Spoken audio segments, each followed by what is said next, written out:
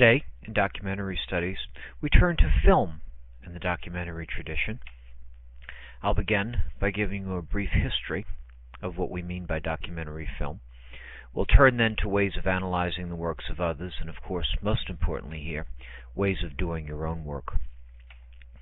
Let's begin, as we have in other lectures, with a note on the technology behind this particular vehicle of documenting the lives of others. Augustin Louis Lumière were created with the world's first public film screening on December 28, 1895. They showed approximately 10 short films lasting 20 minutes in total. The filming was held in the basement lounge of a cafe in Paris and would be the very first public demonstration of the device they called the cinematograph, which effectively functioned as a camera, a projector, and a printer, all in one. After the Lumiere's work, the next advance was in 1893 with Edison's kinetoscope. The Eastman Company had invented a way to manufacture transparent film that was flexible, and the film allowed Edison to invent the first motion picture camera and projector used in the United States.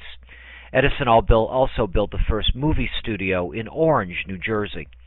He subsequently showed his film view of the kinetoscope at the Chicago Exposition in 1893, where literally hundreds of thousands of people saw moving images for the first time. In 1896, Kodak manufactured the first print film designed for projection, and that eliminated the necessity of viewing motion pictures one frame at a time on the kinetoscope, which was a kind of a peep show device. This development opened a way for the introduction of movies in theaters, and in 1899 Frank Lovejoy, a young chemist employed by Eastman, developed a way to manufacture film in 1,000-foot lengths, and that breakthrough made it possible to photograph longer and more complex scenes. The next leap was made in the year 1928 when talkies came into vogue almost overnight with The Jazz Singer, and the overwhelming public acceptance of that film literally rendered the silent film obsolete. The transition was immediate as studios stopped production of silent movies that were already in the making so that sound could be added to them. In all of this, we see John Grierson's term for documentary as the creative treatment of actuality. We'll remember from other lectures that the first to coin the term documentary was John Grierson, the British film producer who actually used the word documentary. He chose it thinking he was dealing with documents in which facts, not feelings, were paramount. And as a trained sociologist, he had come to America in 1924 to study the effect of mass media on public opinion. He used the term documentary in reviewing one of Robert Flart's films. And he said it was a visual account of events in the daily lives of a Polynesian youth, and that because it recorded those daily events, the documentary had value. The recording of everyday events to let us know more about the world around us, as Grierson first termed the term, the creative treatment of actuality, continued to inform the documentary tradition. Today we have the International Documentary Association and its magazine, International Documentary Magazine. And we have yearly awards by the Academy of Motion Pictures, Arts, and Sciences. In the year 2000, for example, the Academy Award for Documentary Short was given to a film called Big Mama, a film that follows 18 months in the lives of Viola Dees, an African-American grandmother, and Walter, her grandson, as she tries to raise him alone in south-central Los Angeles. Walter's 9. When the film opens, Dees is shown turning 90. The film focuses on a battle of age discrimination faced by Dees and others like her, while contending with her own declining health and a bureaucratic legal system that continually threatens to force her apart from her grandson. A longer documentary feature in 2000 received the Academy Award. Into the Arms of Strangers, Stories of the Kindertransport. This film was narrated by Dame Judi Dench. It was featured remembrances by child survivors, rescue, and parents of the Kindertransport, which was a rescue operation in the months just before World War II that aided children victims of Nazi terror. 10,000 Jewish and other children were transported from Germany, held lands to foster homes and hostels in Great Britain. Some of the children built new family ties, some endured the Blitz, and some actually found ways to liberate their own parents from Hitler's tyranny.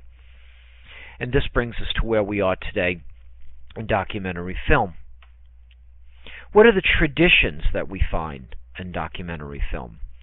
Well, of course, we have the anthropological tradition, and this is a deeply cultural tradition, a social science tradition. Robert Flart, his dates are 1884 to 1959, was an American explorer and film producer, born in Michigan, grew up in Canada, and he explored subarctic East Canada, and in 1922 completed what is called today the first feature-length documentary film, Nanook of the North.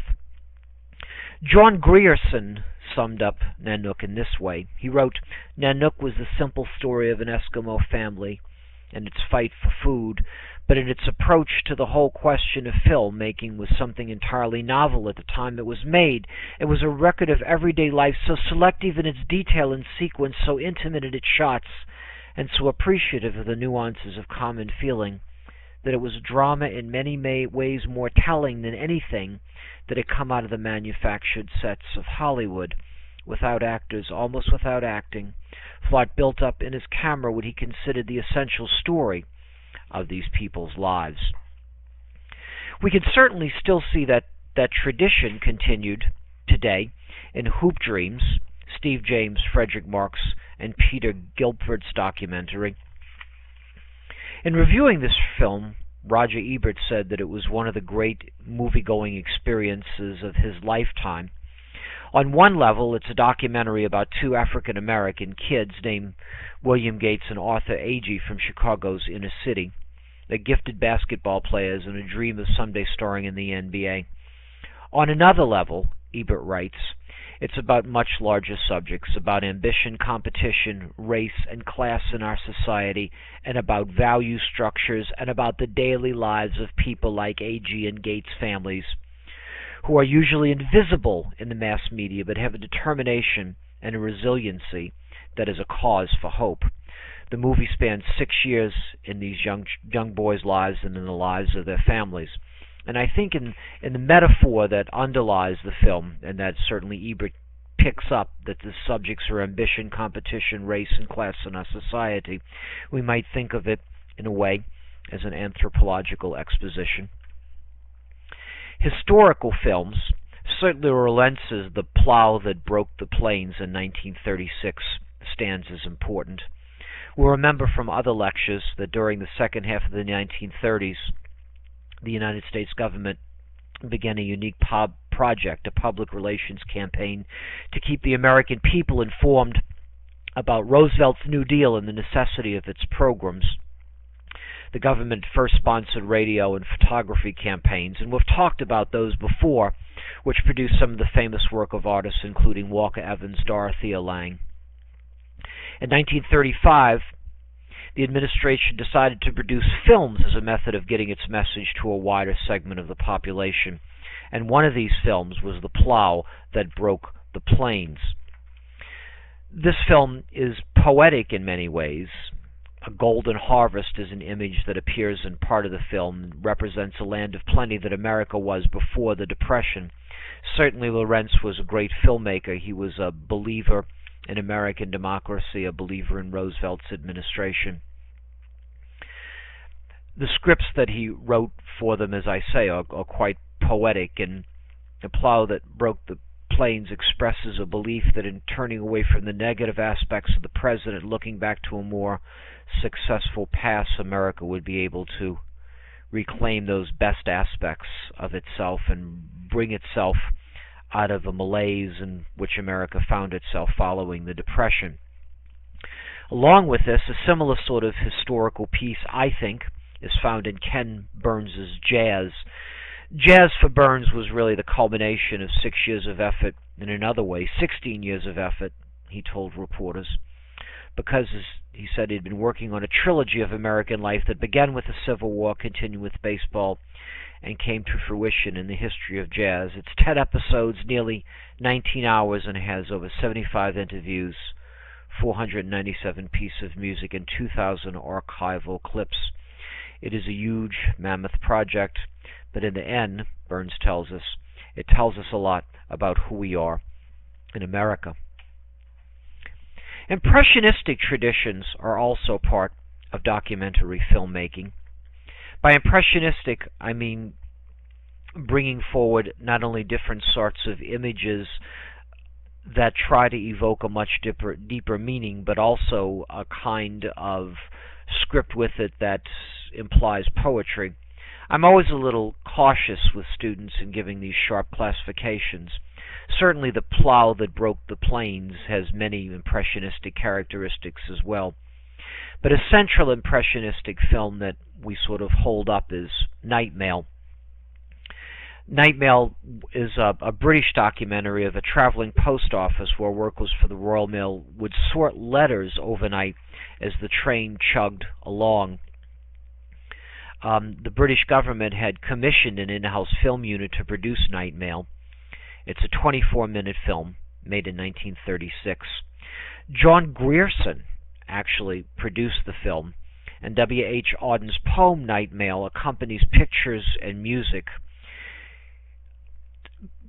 Auden's poem is actually read to the noise that the train makes as it chugs along. Here's some lines from Auden's poem. Timid lovers' declarations and gossip from all the nations, news circumstantial, news financial, letters with holiday snaps to enlarge in, letters from faces scrawled in the margin, letters from uncles, cousins, and aunts, letters to Scotland from the south of France, letters of condolence to highlands and lowlands written on paper of every hue, the pink, the violet, the white, and the blue, the chatty, the catty, the boring, the adoring, the cold, the official, and the heart's outpouring, clever, stupid, short and long, the typed and the printed, the spelt all wrong. And actually in the film you can hear Jordan Grierson himself deliver the last few lines, and Grierson says, "And none will hear the postman's knock without a quickening of the heart, for who can bear to feel himself forgotten?" Less impressionistic, but a bit more factual, is the tradition called cinema verite. Realism, of course, is any artistic attempt to recreate life as it is in the context of any kind of artistic medium. Certainly the French realists, we might think of Balzac, Flaubert, Zola. In America, we might think of Theodore Dreiser. There are two sort of early films that suggest two ways that documentary filmmaking will go. The first was made by the Lumieres themselves. It was called Workers Leaving the Lumiere Factory, and it's realistic in that it shows workers leaving work, much as the title stated. But another film during the Lumiere period that was made was called Trip to the Moon. Perhaps you've seen clips of this. It's a sort of overt fantasy and one of the first science fiction films that was ever made, and since its inception, it seems that film has fallen into two classifications, two kind of approaches. One, fiction fantasy films, think Hollywood, that try to present an imaginative view of the world in an entertaining manner, and at the other hand, realistic films. Cinema verite literally means film truth, and was a style of filmmaking developed by French film directors in the 1960s. The goals of cinema verite are quite different than the goals of Hollywood fiction fantasy film. Cinema verite attempts to do something very simple. It attempts to show the everyday lives of people in the social context in which they live. On the other hand, Hollywood films have much larger budgets because they have to reach a much larger audience. They deliberately, intentionally create a fiction, create a fantasy that will be attractive to a large group of audiences. Cinema verite does something much different. I've listed here some films that I think you'd enjoy. D.A. Pennebecker's film, Don't Look Back, has just been released as a DVD. It's a story of Bob Dylan, and I think it's perhaps more cinema verite even than documentary. It's a documentary of 4 weeks in Bob Dylan's life in his tour across England in 1965. You not only get to see Dylan perform, but you get to see Dylan interact with the press, which is also a uniquely interesting part of the film. You see an in-depth portrait of Dylan not only thinking about himself, but also being very conscious about the way, it seems to me at least, that his films, that his music rather has been received. Frederick Weissman's Titicut Follies is also a bit harder to get your hands on, but also very interesting to see. Frederick Weissman was a young lawyer who lived in Cambridge, and he never really practiced law as you might imagine him practicing it. He rather became interested after he graduated from law school in what became to criminals, what were their fates, what happens to people when they do get into trouble, who looks after them. And he was teaching law school and brought his students to Bridgewater State Hospital. Well, Bridgewater State Hospital was a home for the mentally ill. By the way, the word Titicut is a reference that Indians used around the area where the geography around where the hospital was located. And with the guards and so he became very interested in this and began filming inside this mental institution. And the term Titicut Follies has to do with a particular clip in the film, and when the guards and inmates of the hospital decide to put on a public benefit show, and they call that public benefit show the Titicut Follies, and that provides some frames at the beginning in which the guards are doing a sort of stand-up vaudeville routine, and it frames it again at the end. It's what happens in the middle, I suppose, when we get the films of the inmates and doctors trilling with the inmates. Robert Coles was interested in the work. He wrote that it's a brilliant work of art, and as such, it didn't go unnoticed despite its opposition. We're asked not to be outraged at others, a cheap and easily spent kind of emotion, but to look at ourselves, the rich, the strong ones, whose agents hurt the weak and the maimed. And again, I think we get the idea of what cinema verite is about in Titicut Follies, the depiction of something that's realistic, so that in looking at that realism, we can turn inward. Finally, the longer film, Shoah, it's a long film, literally meaning, I suppose, just a little bit over 9 hours to watch it. The film's title is Hebrew, a word for chaos and annihilation, a word for the Holocaust. The film's a documentary, but it doesn't do what you'd expect it to do. It doesn't contain images from the 1940s. There aren't any old newsreel shots and no interviews with survivors of the death camp, no coverage of war crimes trial. All the movie was photographed right around the period when it was released in the late 90s by Claude Lanzmann, who went looking for eyewitnesses to Hitler's final solution. He's successful in finding people who saw, heard what went on. Some of them are survivors of the camps. The rest are old people, mostly German and Polish, who worked in the camps, who were in a position to observe what happened. Roger Ebert wrote the following: "For more than 9 hours I sat and watched the film named Shoah, and when it was over I sat for a while longer and simply stared into space, trying to understand my emotions. I had seen a memory of the most debased chapter in human history, but I also had seen a film that affirmed life so passionately that I did not know where to turn with my confused feelings. There's no proper response to this film. It is an enormous fact, a 550-minute howl of pain and anger in the face of genocide. It is one of the noblest films," Roger Ebert wrote, "I have ever seen." With all that in the background, let me give you some idea about how we might look at the work of others to analyze the documentary filmmaking of others.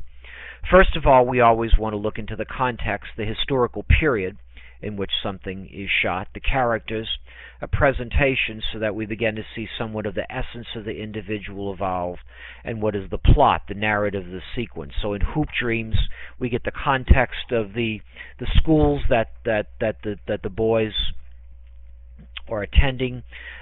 Gates attends Cabrini Green Housing Project.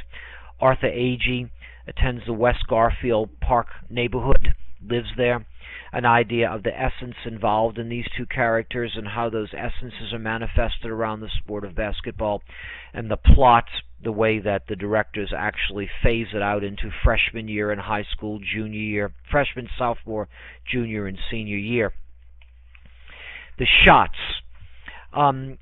In a book called Cinema of Nonfiction, the author proposes that cinema begins with a sequence of images that is above all by the ordering of those images that cinema can organize itself into a discourse.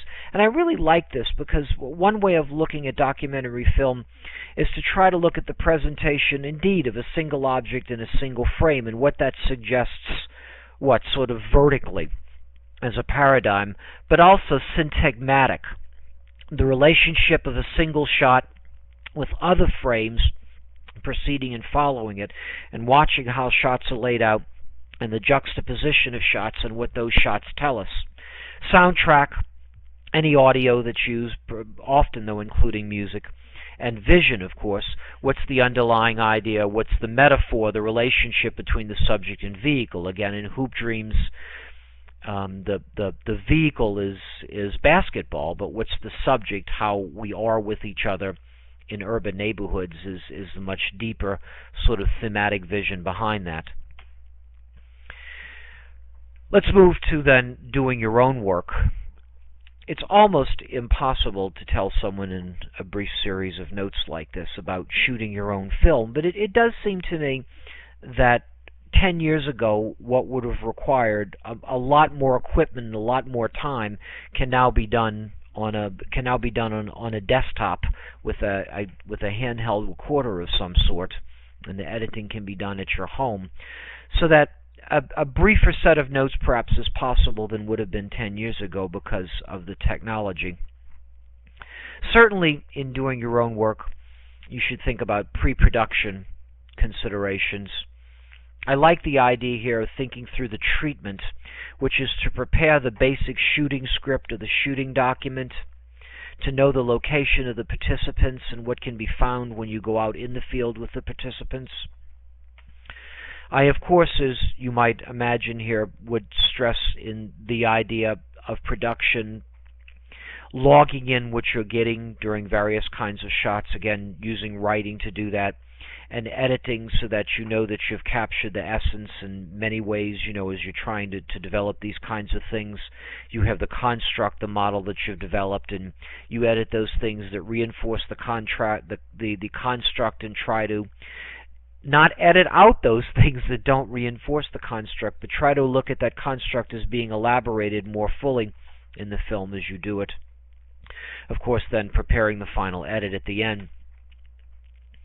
We had often think, as we'll talk about in another lecture, of the idea of distribution of film. That was much more difficult before the invention of the World Wide Web, in which many kinds of files can be posted to a server in which film can be viewed on the web.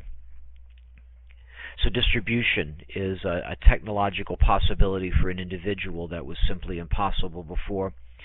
If you're going to get into making documentaries and using film to do it, I recommend two books: Barry Hemp, Making Documentary Films and Reality Videos, and Alyssa Barbesh and Lucien Taylor's book, Cross-Cultural Filmmaking, which is quite a nice handbook for documentary filmmaking.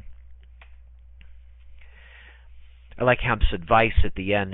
Should be yours too for doing any kind of documentary filmmaking, or more generally any kind of documentary study. So certainly stand for the applause, give the interviews, but most importantly, always get back to work, because it is not the result, it is only the work, it is only the process that is the only thing that counts.